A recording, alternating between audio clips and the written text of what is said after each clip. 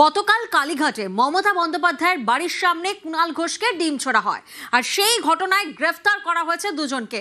কুণাল ঘোষকে ডিম ছোড়ার ঘটনা, গ্রেফতার দুজন। গতকাল কালীঘাটে মমতা বন্দ্যোপাধ্যায়ের বাড়ির সামনে কুণাল ঘোষকে ডিম ছোড়া হয়। এর আগে আমরা দেখি অভিষেক বন্দ্যোপাধ্যায়কে ডিম ছোড়া হয়, সৌগত রায়কে ডিম ছোড়া হয়। গতকাল কুণাল ঘোষকে লক্ষ্য করে ডিম ছোড়া হয় আর সেই ঘটনায় দুজনকে গ্রেফতার করা হয়েছে। সান্নিক প্রতিনিধি আমাদের সঙ্গে রয়েছেন। সান্নিক, যাদের গ্রেফতার করা হয়েছে তাদের পরিচয় কি, কোথা থেকে কিভাবে গ্রেফতারি?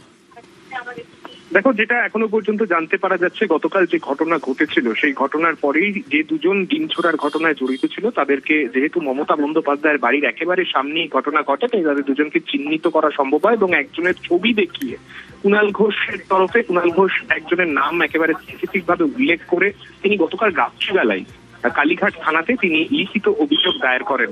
আজকে সকালের মধ্যেই সেই ঘটনার তদন্ত শুরু করা হয় কালীঘাট থানার পুলিশের তরফে এবং দুপুরের আগেই দুজনকে গ্রেফতার করা হয়েছে কালীঘাট থানার পুলিশের তরফে। যেটা এখনো পর্যন্ত জানতে পারা যাচ্ছে, যে দুজনকে ধরা হয়েছে তাদের নাম চন্দন কয়াল এবং রবি কয়াল। এই দুজনকে গ্রেফতার করা হয়েছে এই ঘটনায় এবং একেবারে পুলিশের সামনে কিভাবে এই ঘটনা ঘটলো সেই প্রশ্ন তুলেছিলেন কুণাল ঘোষ।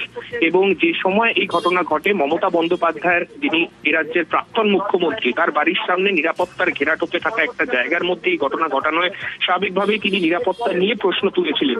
এই ঘটনায় দুজনকেই মূল অভিযুক্ত হিসেবে গ্রেফতার করা হয়েছে কালীঘাট থানার পুলিশের তরফে। তাকে আদালতে পেশ করে পরবর্তী তদন্ত চালাতে চাইবে কালীঘাট থানার পুলিশ।